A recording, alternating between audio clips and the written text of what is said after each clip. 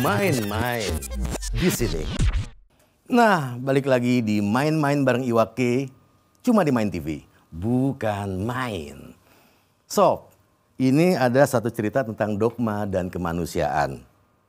Dogma sama kemanusiaan, apa hubungannya? Dengerin dulu.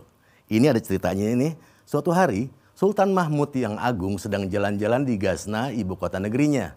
Nah, ketika lagi jalan-jalan ini, Sultan ngelihat seorang kuli mengangkut beban berat, yakni sebongkah batu yang ditaruh di punggungnya. Karena kasihan terhadap kuli tersebut, Mahmud nggak bisa menahan perasaannya. Dia pun langsung memerintahkan kepada kuli tersebut, "Jatuhkan batu itu, wahai kuli." Nah, perintah itu pun langsung dilaksanakan. Batu yang dijatuhkan kuli itu jatuh tepat di tengah jalan yang akhirnya jadi gangguan bagi siapapun yang lewat situ. Bertahun-tahun lamanya.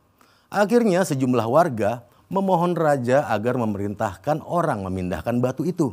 Namun Mahmud yang menyadari akan kebijaksanaan administratif terpaksa menjawab, hal yang udah dilaksanakan berdasarkan perintah nggak bisa dibatalin oleh perintah yang sama derajatnya. Sebab kalau demikian, rakyat akan beranggapan bahwa perintah raja hanya berdasarkan kehendak sesaat aja.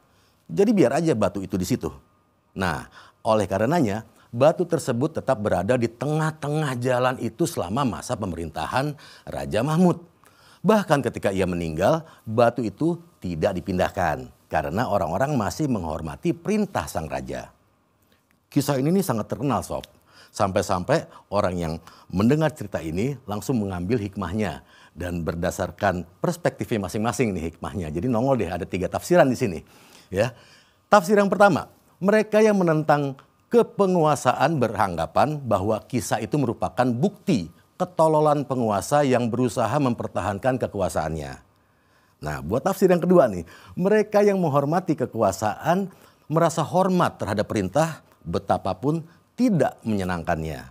Ada juga tafsir yang ketiga.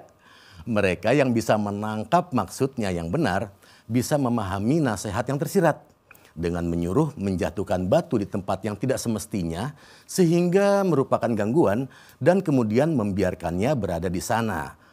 Jadi di situ Mahmud mengajar kita agar mematuhi penguasa duniawi dan sekaligus menyadarkan kita bahwa siapapun yang memerintah berdasarkan dogma kaku nggak akan sepenuhnya berguna bagi kemanusiaan. Itu dia, dogma sama kemanusiaan. Jadi kalau emang dogmanya itu kaku-kaku dan emang nggak ada manfaatnya buat kemanusiaan, mendingan ya kita carilah proses jalan yang lebih bisa manfaat buat orang banyak.